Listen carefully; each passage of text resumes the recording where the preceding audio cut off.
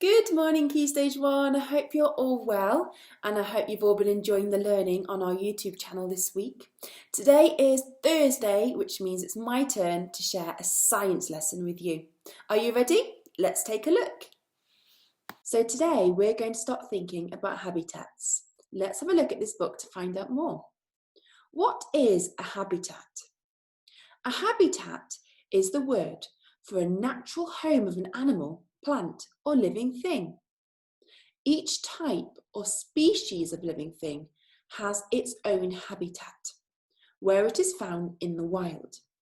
For example, look at this photograph here on the right of the sandcat. The sandcat is a desert animal. Its natural habitat is sandy or rocky deserts in North Africa and parts of Asia. Living things are adapted or suited to their habitats. The sandcat has fur on the soles of its feet. Do you know why? Yes, it's to help it walk over the hot sand.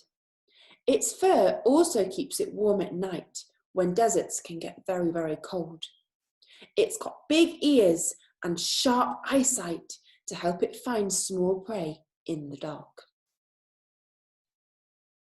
The right habitat.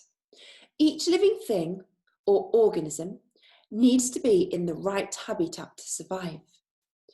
Put the sandcat in the North Atlantic Ocean and it would not be happy.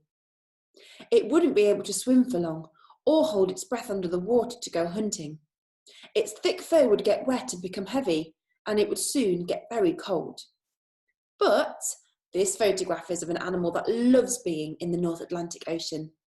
That's right, it's the humpback whale.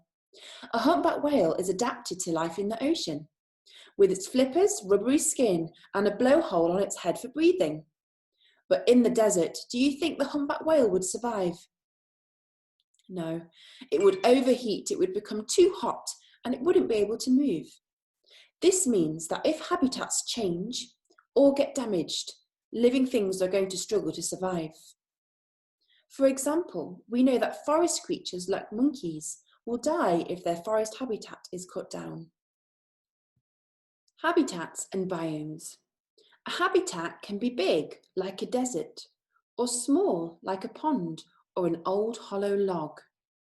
On a large scale, the Earth's surface can be divided, which means split up, into several main habitat types called biomes.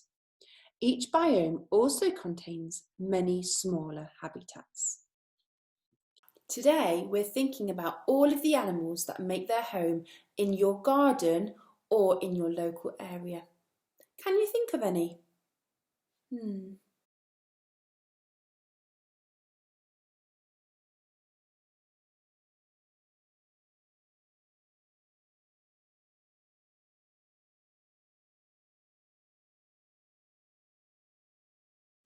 So this week, your science activity is a really, really fun one.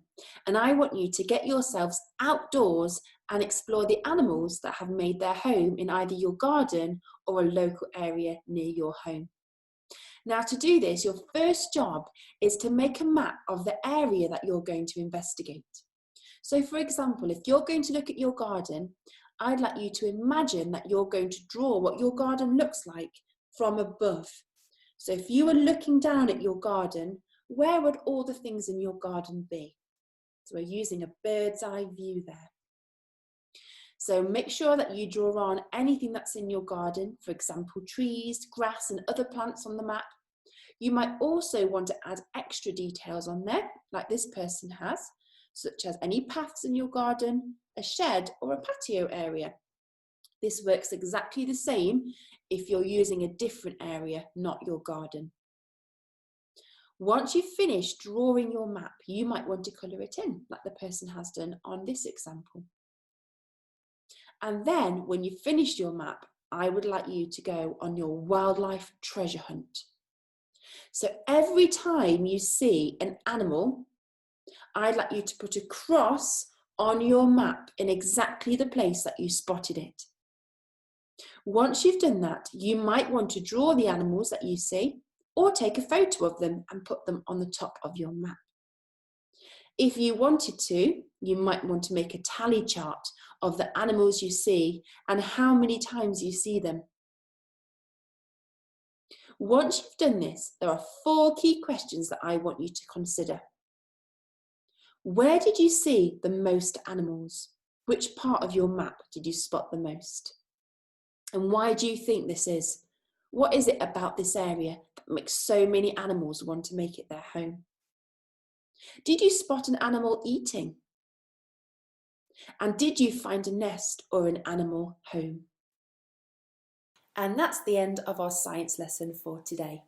Don't forget the really key word today is habitat. It's the place where an animal, a plant or a living thing calls its home.